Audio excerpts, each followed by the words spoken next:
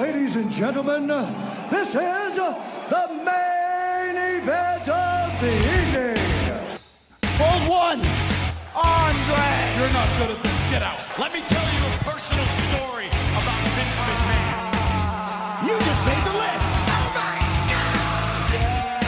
Sorry, no speak English. Dummy. Goodbye and good night. Hold two, on bar. It's still real to me, damn it! Dummy. Yeah. This is the worst town I've ever been in. Hold three, Lamas covered. Three-handle family Gradunzel. Mamma mia! And now, Unchained.media presents the B Plus Podcast with your host, Greg Unchained. It's me, Austin! It was me all along, Austin! Number 4, armbar. I will never retire! I still got 200 more! I got 200 more holes to list! All right, ladies and gentlemen, welcome to the B Plus Podcast. I am your host, Greg Unchained. Today is Saturday, so you know what that means. It's time for the view from the WWE Universe, and joining me, as ever, CJ. How are you, CJ? Good, mate. Yourself? I am well ready to talk everything that happened in the world of WWE this week. Let's start it, as we do, with 205 Live. Okay, I've just got to say, with 205 Live, they had a really, really nice opening this week, with Drake Maverick actually introducing the show this week to the audience, and that, to me, I found that really special. I think, what was your take on that, man? That was really nice to me. Like the opening video that they do? Yeah, the little packaging that they did. Yeah, they do that quite a lot, actually. I think most weeks they'll do it, but some weeks I don't get it because I'm finishing up the Smackdown review and then I tune in. But I do think that most weeks they do it. I love that presentation. I do. It's one of those things where I talk about Drake Maverick as the best GM in WWE, possibly history, but at least right now, even like whether you're talking kayfabe or whatever, I just think he runs a really tight ship. And part of it is that package where he talks about what's coming up, what's happened, and just keeps you informed. It's nice having it come from him and not come from the announcers. Again, it comes back to, I really feel like he as a general manager is invested in the product. I think he's showing way more initiative as well than Angle and Page are, due to the fact that he's willing to get in with the crowd. He's willing to get in with his talent. It just shows what he wants to prove. Yeah, like within kayfabe, I just think he's hands down. He's like the best. And I was when they announced, Rockstar Spud's going to be the GM, I'm like, what? But it's really worked. He's taken to the role like a duck to water. Yeah, which is really, really good. I was skeptical. Like I wasn't a big fan of Impact, and then I heard Rockstar Spud's name coming up a few times before he signed with WWE. Went back and watched some of his stuff, and I'm like, okay. Yeah. But then now he's Dave Maverick, and it's like, well, that took an unexpected turn.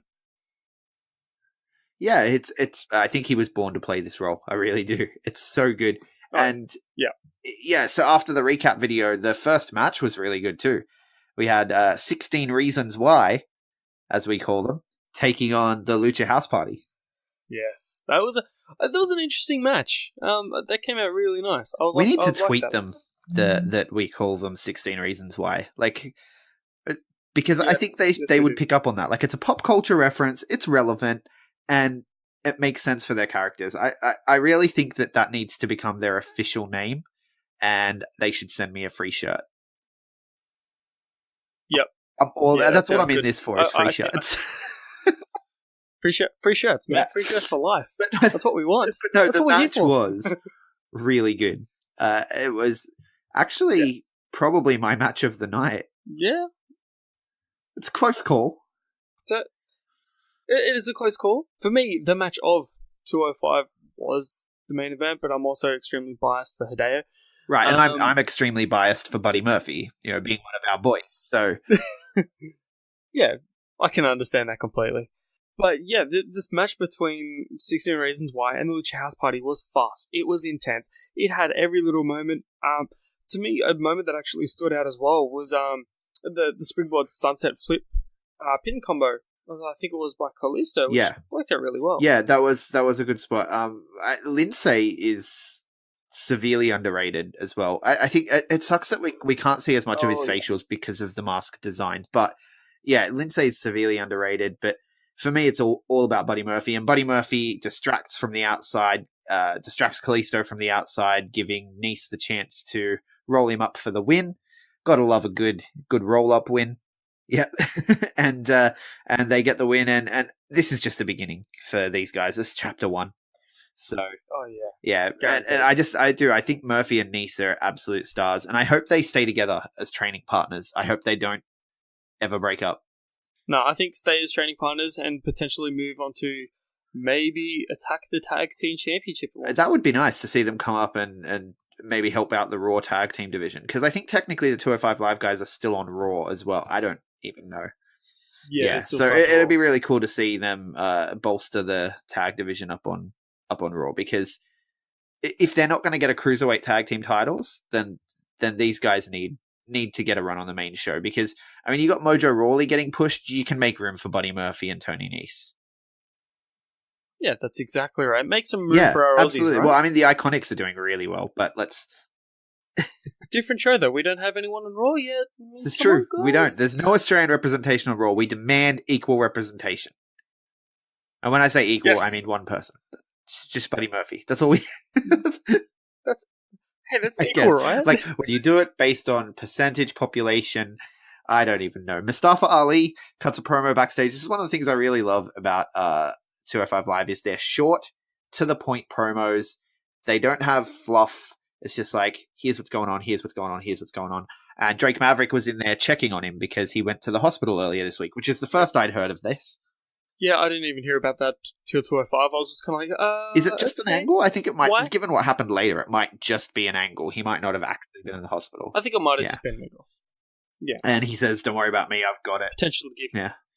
And then Hideo's warming up and he cuts a promo in Japanese. I love that, by the way, as a heel move, just cutting a promo in Japanese and then just throwing one line on the end in English.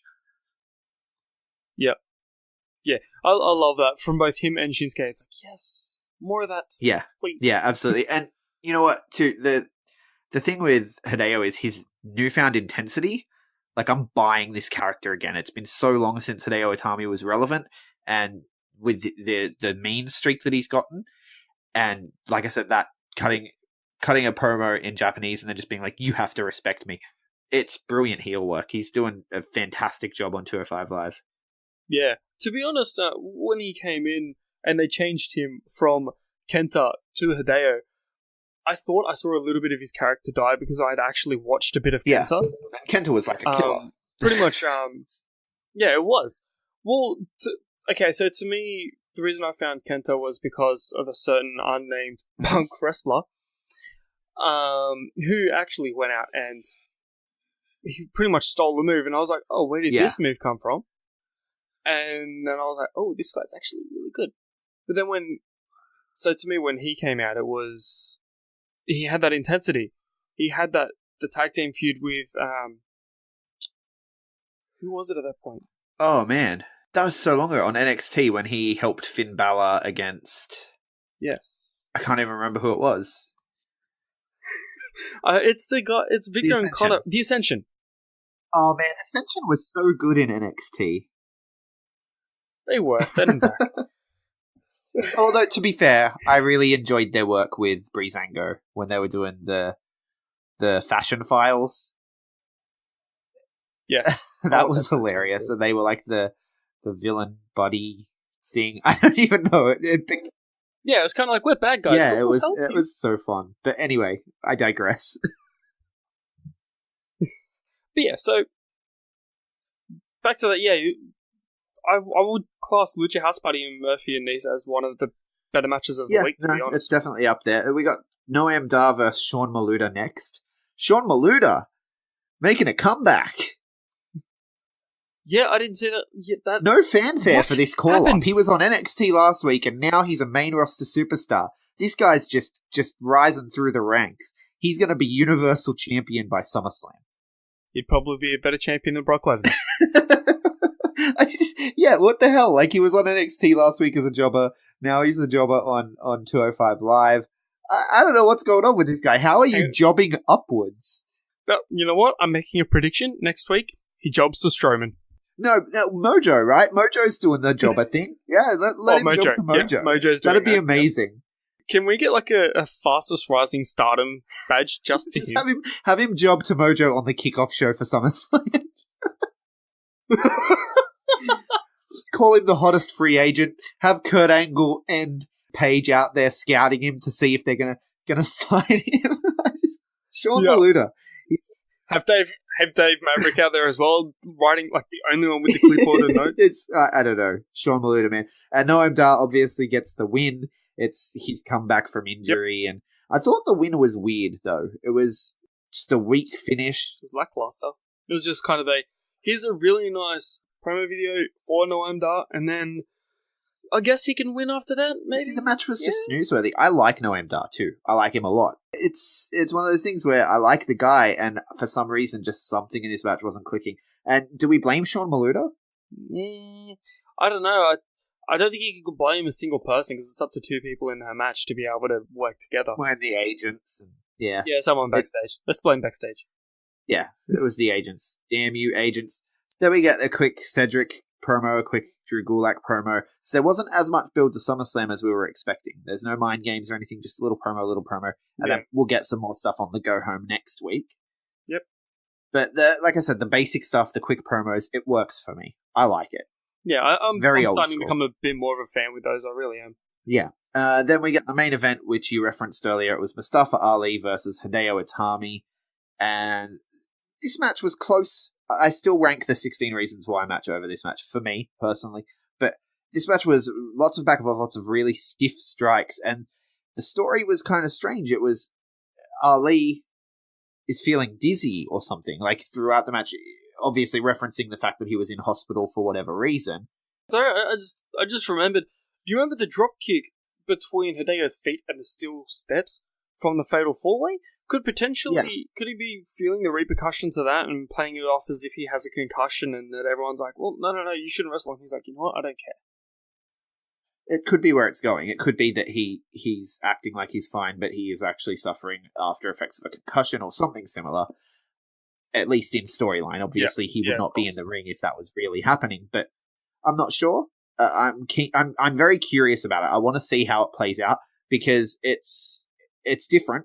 And his whole getting up on the top and then feeling woozy and being like, oh, and taking a second and then getting caught. It was really fun to see that happen. And then ultimately, he was unable to overcome the sheer brutality of Hideo Itami. Yep. And then he collapses after the match and Drake Maverick comes out and we end the show with Drake Maverick and the referees checking on him and all looking very concerned. And again, Drake Maverick, show stealer. Yep. He does such a good job. Like, I believe that he actually is concerned. Yeah, that's exactly right. I think it was really, really good to put him in this spot where the fact that he could show so many emotions and he doesn't even have to be in the ring for it. Well, he was in the ring for it, but you know what I mean. Yeah, I know. Yeah, I get what you're saying. And so I guess match of the night is actually Drake Maverick. That's just Drake Maverick in general. Yep, let's go with that. Drake Maverick is the victor for this week. Superstar of the week. Can we have a superstar of the week? Let's do a superstar of the week. Drake Maverick, you are the superstar of the week. Yep, let's have that. Congratulations, buddy. Sorry, Sean Maluta. Sorry, Maluta. That's maybe next week. Maybe next week when you are on the kickoff show for SummerSlam. All right, so then we had NXT. NXT this week was, I don't know what to say. NXT this week was disappointing, I think. Yeah, I think you're right. We always talk about how 205 and NXT were greater, but to me, this NXT just felt down this week. It just felt a little flat, right? And I think that it might be the fact that there was less star power. So you had Nikki Cross versus a jobber, you had Cassius Ohno versus a jobber, you had Keith Lee versus a jobber, and then you had two jobbers facing each other for a pretty spot much. in the Mae Young Classic. It was kind of weird. I mean, Vanessa Bourne got a little bit of character in that promo that she did.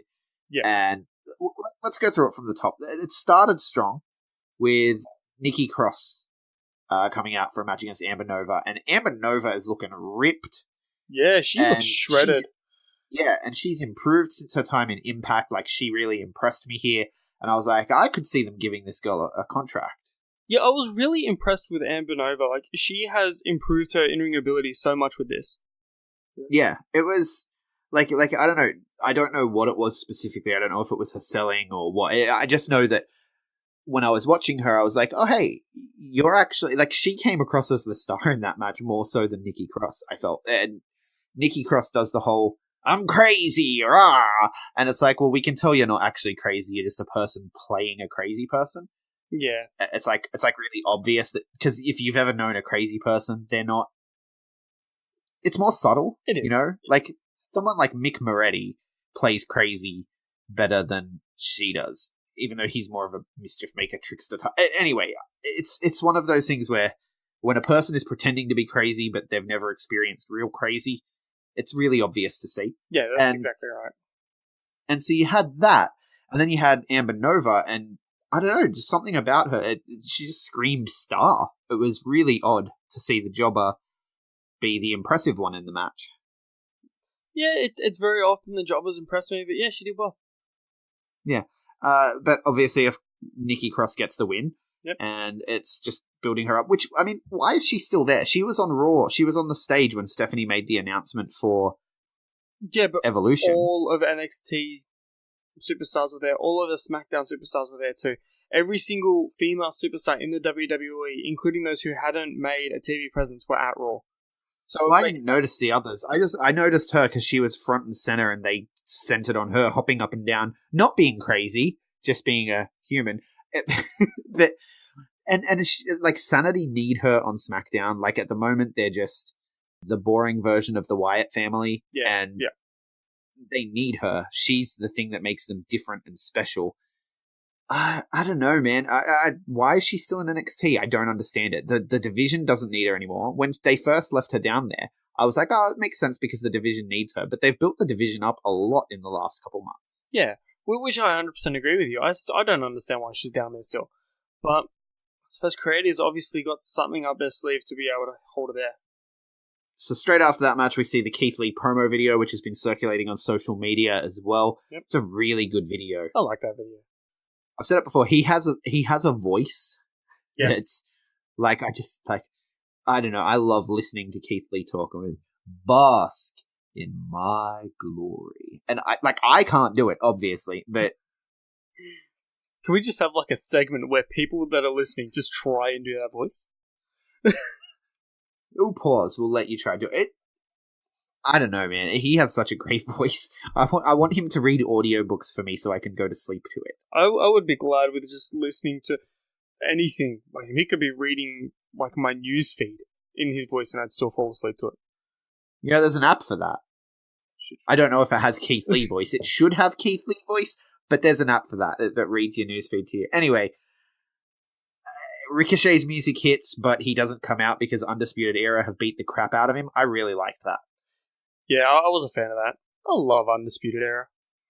Yeah, well, it's one of those things, right, where Undisputed Era, like I said, they act like they're the cool heels, but there's no such thing as a cool heel, and they're not really cool at all. They're actually slimy dickbags that think they're cool.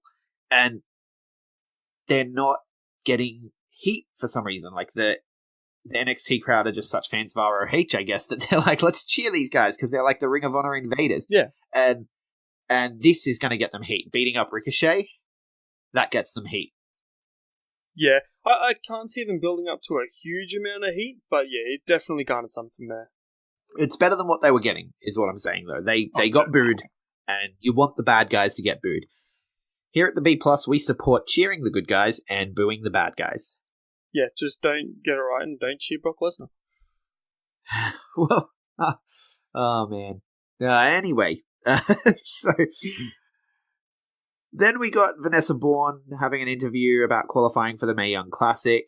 It's weird, why are they having a qualifying match when 31 other people were named for the tournament without a qualifying match.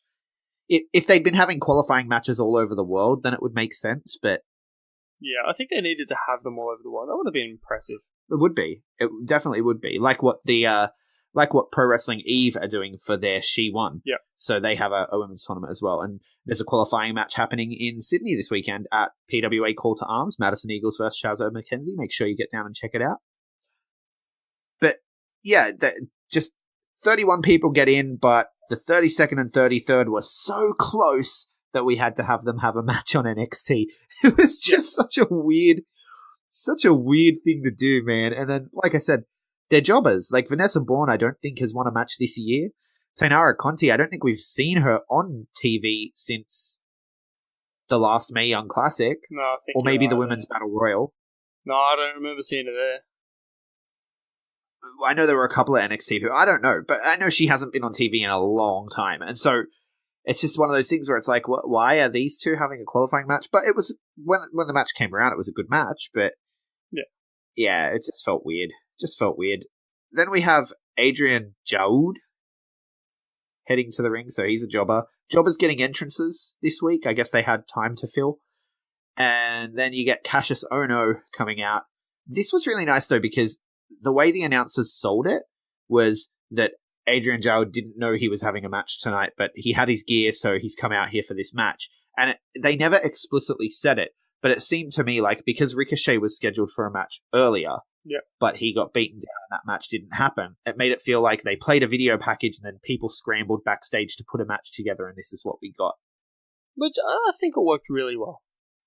I really love that. I think that's like a fantastic way to do it, because if someone does get attacked before their match and then you just go on with the show, it's like, well, obviously this is scripted. You want it to feel like you're actually running a show. Yeah, that's exactly right.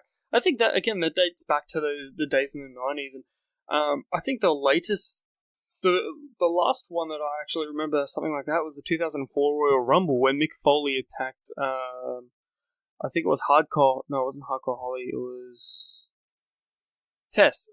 Mick Foley attacked Test, and then he was like, Stone Cold was like, "No, this is enough. You're getting the Rumble." Right. Yeah, I know. I thought it was a nice little touch, and it was just a little throwaway line on commentary, and they weren't explicit about it, but that's what it made it sound like, and I thought it was a nice little touch. Yeah. Cassius Ohno working a little bit heelish in this match, which lends to my theory that he's going to take on Keith Lee. Which I can see that happening. Yeah. And but he ultimately gets the win. He's not taking it seriously at first, then the kid gets some offense in, and then he hits the big boots and stomps him for a while and gets the big elbows for the pinfall win. Yeah. Pretty much just what Ohno does. Yeah, Ohno doing Ohno things. And then we get the EC3 and Dream. EC3 went to Dream's place for the experience. I don't know what this was. Yeah, no, I have no idea. I love Velveteen Dream. I like EC3. Yeah. This fell flat to me in every possible way. And I love cinematics in wrestling. I'm a big fan of the things Impact are doing at the moment. I'm a huge fan of Lucha Underground and the way they do cinematics. Lucha Underground's a little different because they go full hog with it. Like, this is not a wrestling show, it's a TV show. Right? Yes, yeah. And, but Impact go a little bit borderline. Like, it's like people acknowledge that the cameras are there. It's not the same as Lucha Underground, but they still manage to do it well where there's the right amount of cheese, because these things are cheesy. So you have to acknowledge that they're cheesy, but not let it get too out of control cheesy. And this just felt out of control cheesy. I don't know. Not necessarily even out of control cheesy, but maybe a little bit. Maybe it's the fact that they're fighting over pushing each other in the pool, where I'm like, what are you, 8? Yeah, pretty much. It was so cringy. And at the end of it, I actually sat with my head in my hands for a solid 2 minutes. I was like, what was that? Yeah, what was that? I liked the way it was shot. I liked the camera angles. I liked the purple haze around the edge of it. I loved all of that. Yeah. I just think... But I also really liked Velveteen Dream sitting on the pool chair, and then EC3 comes in and he's like, hey, sit down. And then as soon as he sits down, he's like, you want to take a walk? I liked that as well. I was just kind of like, But then from there, it just fell short. Yeah. I think they could have worked more with that, hey, sit down. No, get up, we're going for a walk. Oh, we're going to sit in this chair. No, let's keep walking.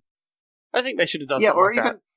Or even take the walk away from the pool, and maybe Velveteen Dream has like a really weird like band playing in his house constantly that are like dressed in spandex, like a complete full body black latex suits or something. You know what I mean? Like something weird. Like you expect Velveteen Dream to be weird and ambiguous and flamboyant and crazy out there, right? Yeah. And this was just hanging out by a pool and trying to get the upper hand and push the other guy in, and it was. I feel like we've talked about it too long, to be honest with you, for what it was. It was not good. Yeah. And that's from someone who loves these guys and loves this kind of storytelling, and it just wasn't good. No, I agree with you there. That was our fail of the week, was that segment. Yeah, it's a failed experiment. Don't do it again, guys. Don't. Or do it better. I think this may be Jeremy Borash's influence, because Jeremy Borash recently came over from Impact, and he was very heavily involved in like the final deletion and stuff with the Woken universe and some other things that EC3 did too that were a bit more cinematic. And yeah, I don't know if Borash is the guy to be doing it in WWE. I don't know where it fell flat. I don't know where the blame is to be, but it wasn't fun, and it just wasn't fun. No, I agree with you there. Didn't do anything for me. Then we have Marcel Bartel, a German, come to the ring to get destroyed by Keith Lee. It was both men's TV debut in NXT. Yeah, Keith Lee, I love Keith Lee. So I'm curious because you don't watch the indies much. Yeah, right? That's correct. Is this your first exposure to Keith Lee? That is correct. Yeah, it is. What did you think? I enjoyed it. I loved the speed, the strength, the fact that he was pretty much like, no, this is my thing. This is bask in my glory because I'm great and you're not. And I really like that.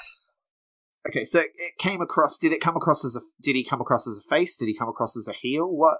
To me, I think he came across not as such as a heel, but not as a good guy either. Sort of that in between. I'm going to put my feet in the water and see where I fit. Right. So it could go either way for you. Yeah. Because I find Keith Lee to be intensely likable. And I don't think he can be a heel, even though he has those heel manners. Like, bask in my glory, that can go either way. It can, which is what threw me. Claiming that you're limitless, that can go either way. You can be a face or a heel with his gimmick. Yeah. But I think he's doing it face for now, at least. And I hope they keep it that way.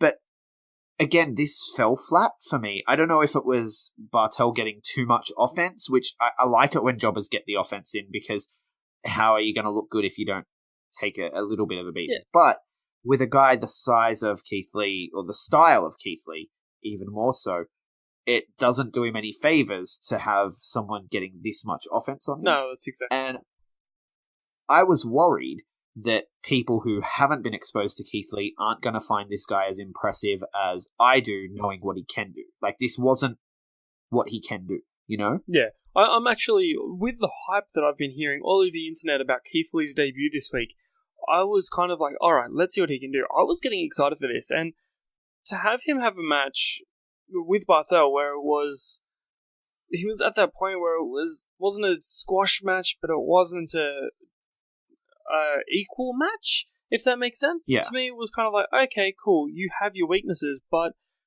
you can deal with it. Yeah. And I'm glad that he got the double hand chop in, because that's such a that sounded beautiful so sounding painful. move. Yeah. The sound on that move is amazing. You got to go watch some of his matches in PWG, because the crowd are even better at going quiet than they are in NXT. Yeah. And it's complete silence, and then you hear it. And I can't remember who it was against, but there was at least one time I can think of that he didn't get all of it, and he immediately just picked the guy up, threw him back in the corner, was like, I'm doing that again, because it didn't get the sound that he wanted, and I'm like, that poor guy. I can't remember who he was against, but it was definitely not fun. Yeah, I so don't want to be on the receiving end of that chop. Oh, wow. No, he's got some big hands, that guy. Oh, yeah. Then we get a Street Profits promo.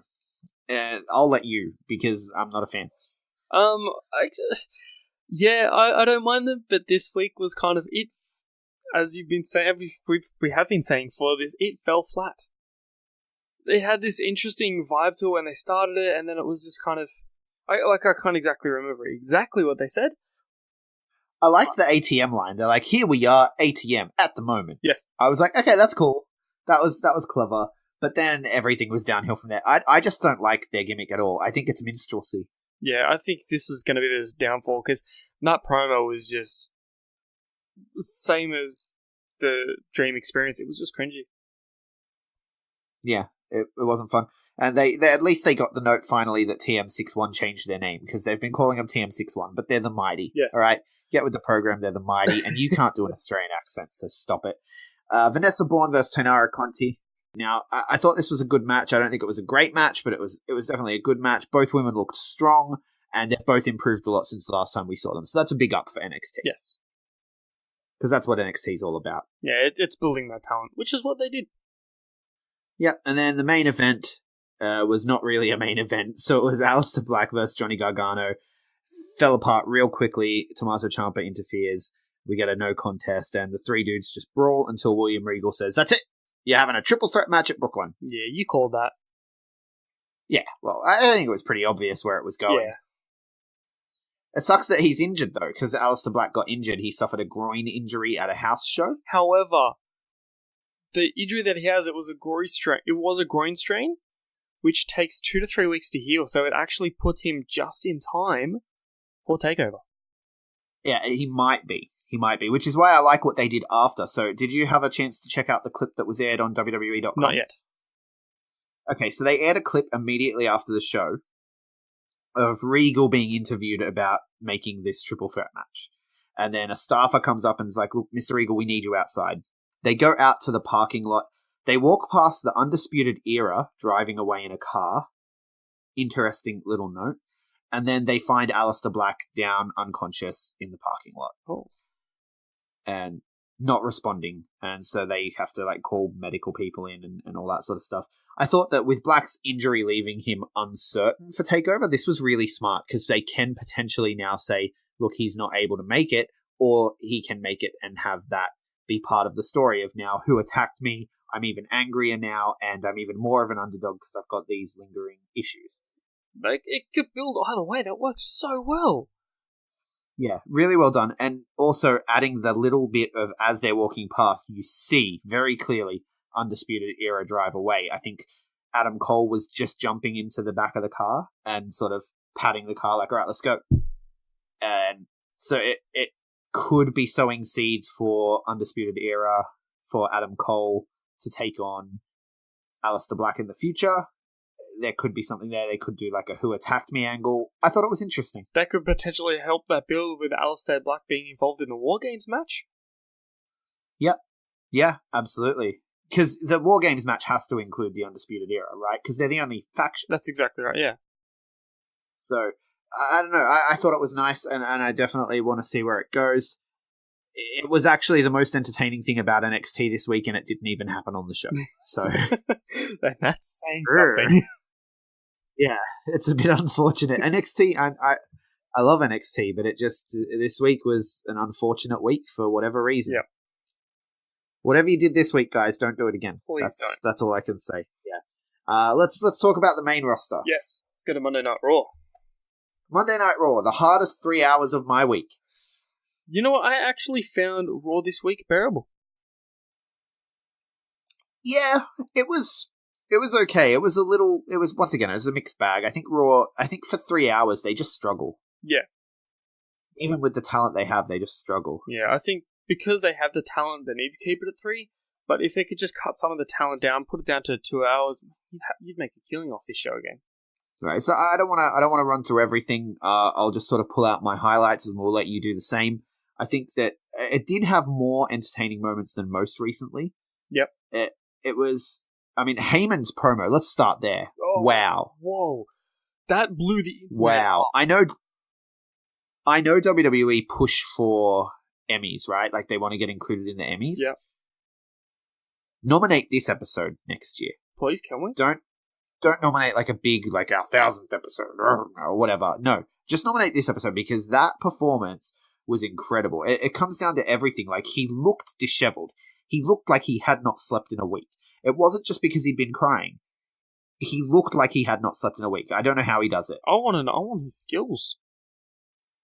It's entirely possible that he literally just didn't sleep for a week just so he could look like he didn't sleep for a week. You know what? I wouldn't... Like, he's a madman. Yeah, so... I wouldn't put it past Paulie to actually do it. No, not at all. Not from the stories you hear. He's a man dedicated to the craft unlike any other, and his craft is storytelling. And if they told him last week, look, the story we're going to tell next week is that you're completely lost without Brock Lesnar, and Brock Lesnar is more dangerous than you've ever known him to be, and that's the story you have to sell, I can imagine him sitting there going, okay, I need to not sleep. I can believe it, 100%. Yeah, so can I. So, and just the story of, to me, this is a fail, though. Even though the segment itself was so good, it's a fail because their goal here is to get us to cheer Roman Reigns. Which, to be honest, the crowd actually did this week. The crowd cheered him at the beginning of the show. Yeah, but I don't know if the SummerSlam crowd is more of the us crowd. Like, it's the hardcore fans that go to big shows, right? Yeah. They travel to go to the big shows. I don't know if those people are buying Roman Reigns off this. Like, the story they're telling is more about Brock Lesnar. Brock Lesnar is more unhinged and more dangerous and more violent than he's ever been. So that doesn't make me want to cheer Roman Reigns. It doesn't make me want to cheer Brock Lesnar. It makes me think that Brock Lesnar might actually win and go to UFC with the title.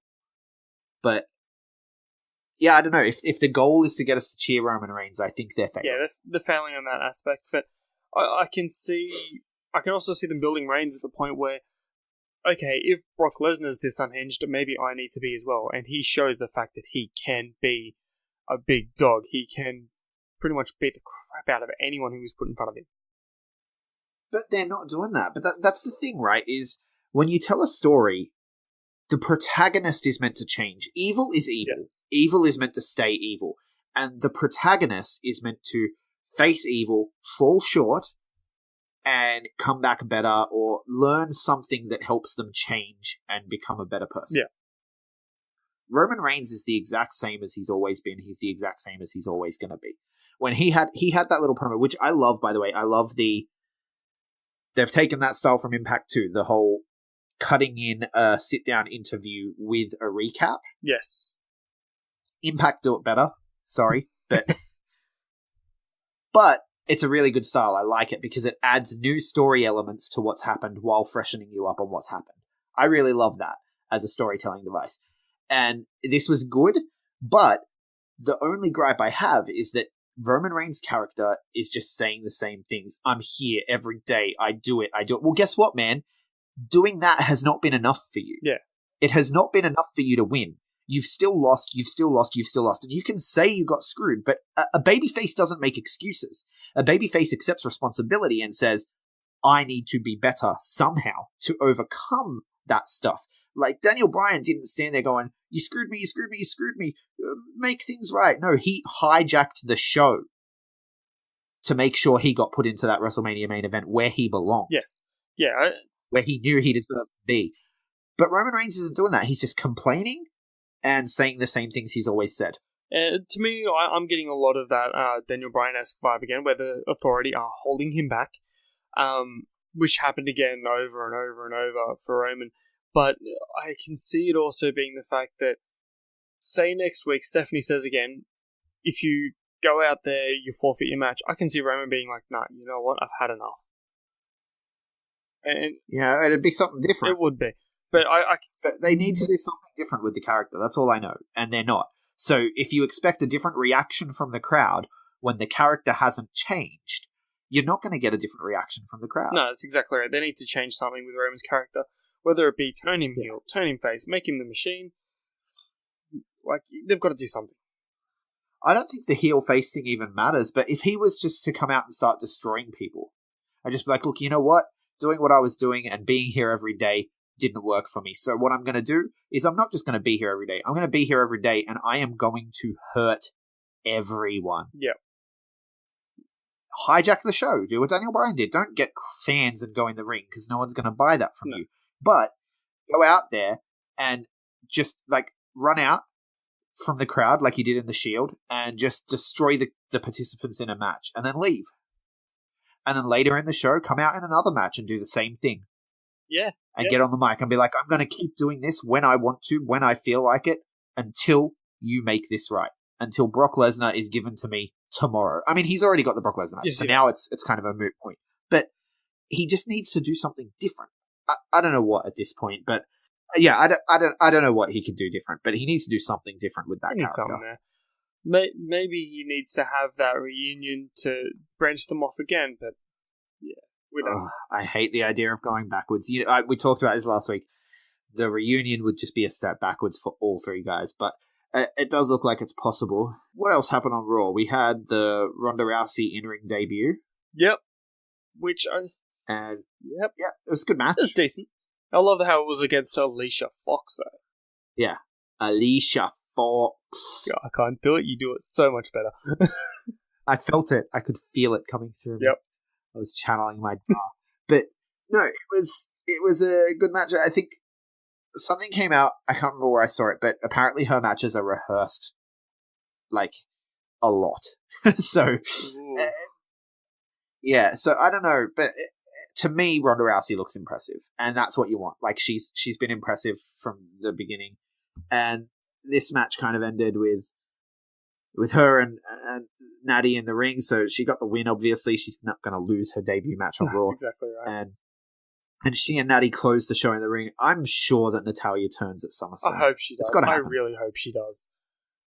It needs to happen. Because the only alternative is Ronda Rousey wins the title clean, and I don't think it's time for that yet. No, I think WWE did this whole thing where they're like, hey, yeah, you can have this title match, and then all of a sudden they're like, oh, hang on, you haven't even wrestled on Raw yet? We need to put you out there. I think that's what this situation was. Yeah, what I think they're doing, I think we get a Natty turn at SummerSlam. That way we get Ronda and Natty at Evolution. You get Alexa Bliss versus Ember Moon at Evolution. You'll get Charlotte versus Becky at Evolution. I think the Evolution card is going to be stacked. I'm expecting a 7-hour show. 7 hours? I could... Maybe 4. They've got 50 women. 4, maybe 5. Maybe not 7. No, 7 including the 2-hour kickoff. Oh, yeah, of course. I always forget the kickoff. Yeah, everyone does. Yep. But no, like SummerSlam is going to be a 7-hour show with the kickoff. Yeah, definitely. So, I don't know. Other things on Raw, Ruby Riot's back. Yes. That makes me incredibly happy. Ruby Riot is a highlight of Raw. Yeah, I missed her. I didn't realize how much I missed her until she showed up. I was like, that is fantastic. I didn't miss her too much because the other two stepped up. Like Liv Moore and Sarah Logan did a really good job carrying the Riot Squad while she was gone. And yeah, like her presence was missed in a sense, but at the same time, they were still carrying on doing their thing and being a highlight every week. They were, but to me, having Ruby Riot back, it fixed that little piece of the puzzle, if that makes sense. Yeah. Yeah, no, it does. It does. We got some B-Team and Revival and the Leaders of Worlds interaction that's obviously going to lead to a triple threat match at SummerSlam. I don't know how I feel about that. No, it's next week. Oh, they're doing a triple threat next week on Raw? Yeah, they announced it next week on Raw. It'll be a triple threat match for the Raw Tag Team titles.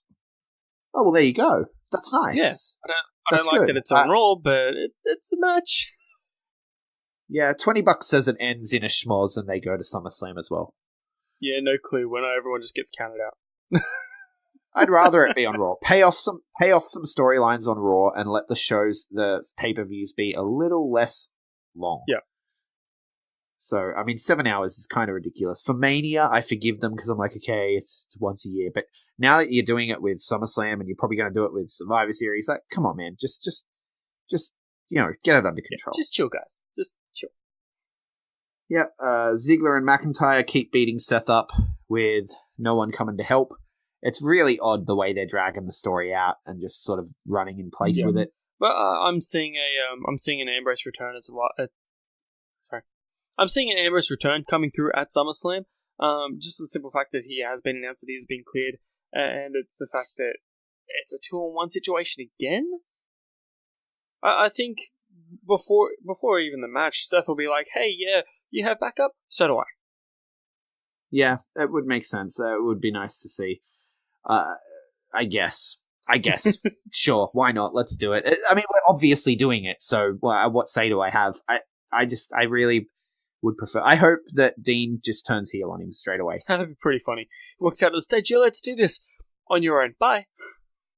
Yeah, no, it'd be really good if you want backup. I've got backup too, right? And then just Dean comes out and like, "Yeah, let's do this," and then they start to walk to the ring, and Seth steps forward, and then he just jumps him and beats the hell out of him and rolls him into the ring to get pinned. Yeah, actually, yeah.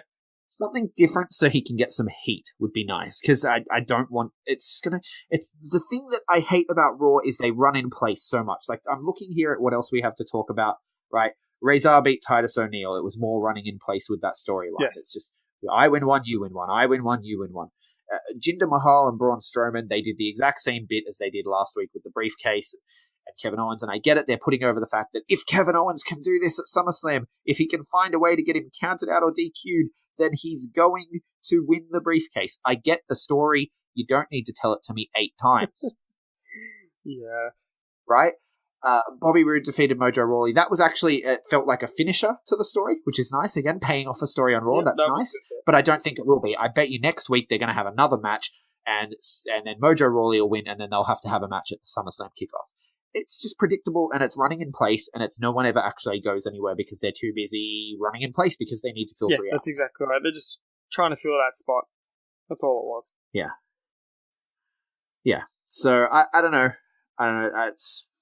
It is what it is, I guess, and let's move on to SmackDown. Yep. To SmackDown we go. SmackDown was good. Again. Yeah, they do it so well. I'm pretty sure this is the 6th or 7th week in a row where SmackDown's been the better main roster show, and it's probably the 3rd week in a row where it's actually been better than 205 and NXT as well. Yeah, I'd agree with that 100%. So we start with Randy Orton cutting a really good promo. It's the best Randy Orton has been in years. I'm really happy with this. He got a little bit rambly in the middle. I feel like they had him go a little too long. Yeah, but again, filling spot. But no, it was good. It was a good promo. He's out there just, he's going to take down everyone that the fans believe in. They believe in superheroes. They believe in hope, but that doesn't exist. It's not real, and the crowd should respect him. And, it's generic heel stuff, but I like it. Works. Could this be also, with him saying, "I'm going to take down everyone you love," could this potentially be, I'm not saying it's a lead up to a John Cena, Randy Orton final rivalry sort of thing, but they haven't announced what John Cena's doing at MCG yet, and that's supposed to be one of the biggest shows this year. Yeah, that's true. Could we see Randy versus Cena at the MCG this year? I don't want to, but sure. You're like, not me. Anyone but me. That will be my bathroom break. I'll go get a hot dog at that stage. Look, even though it's the best Randy Orton's been in years, and I don't know if you've seen John Cena lately, but since his breakup with Nikki Bella, he's thrown himself into a new workout program, and he's looking lean, he looks like shredded. ripped. Saw a photo of that the other day. I was like, wow, what are your secrets? Just beastly. He's dropped pounds, and he was a guy that was all muscle anyway. Yeah. And so it's like, you're dropping pounds, you're dropping muscle, but it looks like he dropped skin. I don't know. It's now he looks like he's purely made of muscle. Like you can see that every little cut and it's insane. I hate how uneven his abs are though. That frustrated me. I saw that and I was like, can you just cut and paste them in a different spot? No, but that's the thing too, is this photo was not doctored. It's clearly like a selfie photo. It's not doctored. It's just like I'm in the gym. I'm going to take this photo. There's like a random guy in the background. There's nothing posed. There's nothing posed or fake about it. Yeah. And he looks that shredded. Holy crap. Imagine what he's going to look like when he does his next tap out shoot. Yeah, that's exactly right. It's insane. It's insane. Like, we're going to get a lot more, slow motion take. You know what WWE have never been good at that they should be is marketing, hot dudes to women. Like, WWE should have way more female fans. If you look at New Japan, right, the amount of females in the crowd at New Japan that are there to see, like, Hiroshi Tanahashi for that spot where he takes off his jacket, right? Like, why don't WWE have those fans? It doesn't make sense to me. It's going to be PG. That's the biggest thing. Yeah, but all he has to do is take his shirt off a little slower. He doesn't have to be Rick Rude. just, you don't have to gyrate in their direction. Just, I don't know. Just to me, I think it's a little weird. Like, there's money to be made there, and they're not capitalizing. Yeah, that's exactly right. I'm not saying make them dress like firemen and put them on a calendar. I'm just saying acknowledge that these are good-looking men, and it just seems weird to me. Anyway, we've got very, very far off SmackDown. We really did. The segment between wow. Yeah. The segment between Charlotte Flair and Becky Lynch backstage, where they were like, "Hey, yeah, we're rivals at SummerSlam, but tonight we're friends."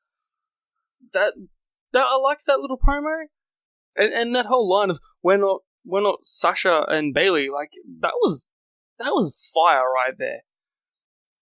Yeah, and you know what it is? The tag division is coming. It's coming. Yep. I know they didn't announce it yet, but it's going to come because they've got this thing going on. They've got the Sasha and Bayley thing going on, and that's your final. That's at Evolution. Sasha and Bayley versus Charlotte and Becky. Possibly. Oh, Possibly. yes. If we see Carmella retain somehow, and maybe their friendship doesn't fall apart. Like I predicted that Charlotte should turn heel, but if they're going to go with the tag team division thing, having them, I don't know, it makes sense to me, and that would be a really good final for them to decide the tag team titles, even though it should be the Iconics and a Riot Squad, because they're the real teams that have been real teams for years now. Whatever. It makes sense because they've been the Four Horsewomen, so they are what they are. Yeah, it would make for a good match. It would definitely. They know each other so well, and they've got great chemistry, so it would be a fantastic match. So I wouldn't even be mad about it, other than the fact that I want my girls, the Iconics, to get the nod. Yes. So speaking of the Iconics, we saw Flair and Lynch go over the Iconics in it was an okay match. Promo beforehand by the Iconics was iffy. Really, I love their promos. I love their impressions. I did enjoy it, and I love the game that they were playing with. They're like, "Hey, I'm going to say a word, and then you're going to say whatever you think about." I like that, and how they roasted Becky for being in Flair's shadow. I really liked that. Yeah, where's Becky? I can't see her. Oh, she's in your shadow, where she always is. That was fantastic. My girls, the Iconics, are the best at throwing shade. Yeah. Sorry, Carmella. Carmella's pretty good at throwing shade, but the Iconics do it better than anyone. That is also downright because they are Australian. We do that all the time. Yeah, we're good at making fun of it. I don't know. Billie Kay has to be the most Australian-sounding Australian I've ever heard. Yes, her accent sticks out so much with the WWE. It always has. It always has been. Like even when she cut a promo at a PWA show, I was like, wow, that's a really thick Australian accent, and I'm in Australia right now. You're like, we don't sound like that, do we? But hearing her next to like Charlotte and Becky and stuff, it's so crazy. It's really, I love it personally. A lot of people hate it, but I'm right with you. It makes it so much better. Yeah. So what else did we get? We got the Bludgeon Brothers defeating 3SK. Was 3SK supposed to stand for 3 seconds? Like, who were those guys? I don't know. It's just three dudes that they got a name for some reason, and they got the crap kicked out of them by the Bludgeon Brothers. Yeah. That was fun. And then the New Day defeat the Bar. So the New Day are going to SummerSlam for the tag team titles. Yes. I was expecting the Bar. No, I was waiting for New Day to come over the top of that. I'm excited for that match. Yeah. And Shinsuke Nakamura defeating R-Truth. R-Truth spot. I know that last week I said that I don't know how much I like R-Truth and Ty Dillinger being paired together. Their bit backstage with Paige was the funniest thing I saw in wrestling. No, okay, it wasn't the funniest thing I saw in wrestling this week because Toru Yano at the G1 with Kenny Omega was really good. But it was up there. It was so funny. I loved the little backstage segment as well with where it was Ty and R-Truth, and then you also had Shinsuke and Renee. That segment was gold. Yeah, that's what I'm talking about. And what was the line? He's like, I want a match against Shinsuke Nakamura at SummerSlam for the US title. And Renee's like, and how are you going to get that match? He's like, same way everyone else does. I'm going to pin Carmella. The reaction of every person in that segment was just so good. Ty Dillinger's face was like, what are you on? I would just be like, that's not how it works, man. And he's like, it's how everyone else got their title shot, right? It was just honest. It was so good. I could see how he got to it, like logically within the logic of the show. That's exactly right. So it was fantastic. Yeah. And then, so we did get a treadmill moment. The treadmill moment being, of course, running in place, like Raw does, with Zelina Vega and Lana. They just repeated the whole thing. Yep. Aiden English was told to stay backstage, but he came out anyway, and he caused the loss, and no, how dare you, Aiden English. I really liked before the match when he came and apologized. Yeah, I liked that. And Rusev was like, I forgive you, man. We're Rusev Day. But maybe you should stay back this time. Right? I was like, hey, friends. Like a real friendship showing itself on TV. How rare is that? Yeah. Someone messes up, they acknowledge it, and then the other person is like, hey, man, that's all good. Let's just cool it for a bit, but I appreciate you apologizing. Yeah. It felt so genuine. Which I think made that so much better. If they had done it to Aiden English, just come out and was like, yeah, sorry, I guess. Like, it wouldn't have worked as much as it did.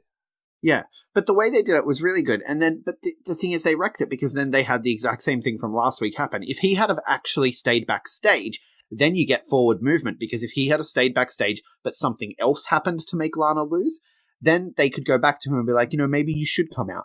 And then you can get some kind of story progression where the story's actually moving forward, not just repeating itself. I don't know, just for me, when they repeat a segment week after week after week, it starts to annoy me. It's insulting my intelligence. Like, they think I need to be told 3 times what's happening. I don't need to be told 3 times what's happening. I watched the first time. Yeah, that's exactly right. It's just repetition at its finest. And the highlight of SmackDown for me was Bryan and Miz continuing to be awesome. Yes, 100%.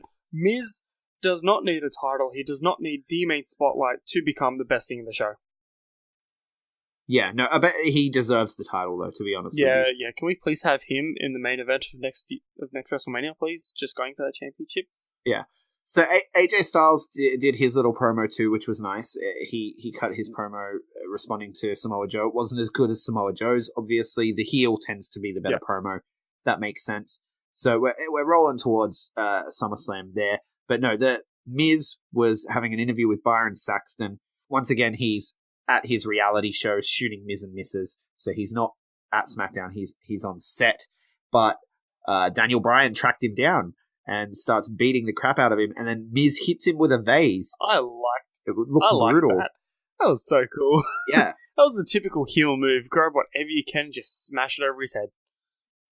Yeah, and it worked. It knocked him down, and I just thought this has to be up there for feud of the year. Yes, feud of the decade, maybe. Wow.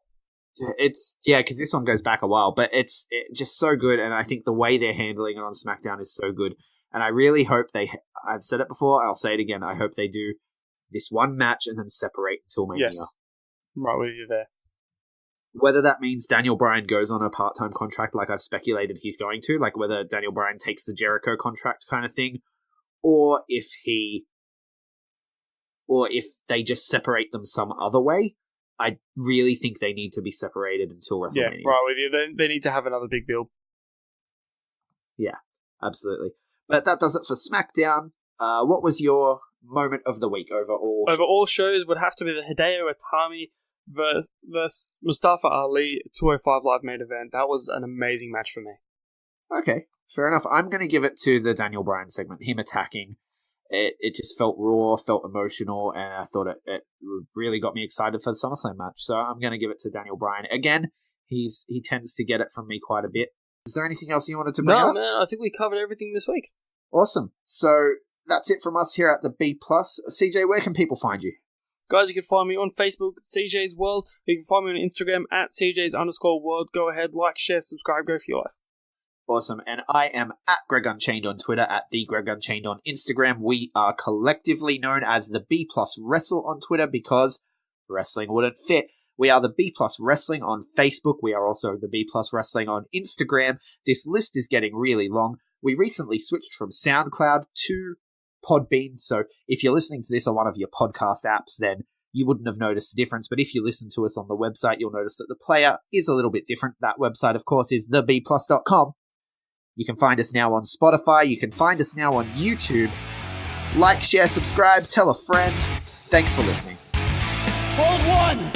Arm drag. You're not not good at this. Get out. Let me tell you a personal story about Vince McMahon. You just made the list. Sorry, no speak English. Dummy. Goodbye and good night. Hold 2. Arm bar. This is the worst town I've ever been in. It's still real to me, damn it. Dummy. Hold 3. The moss covered.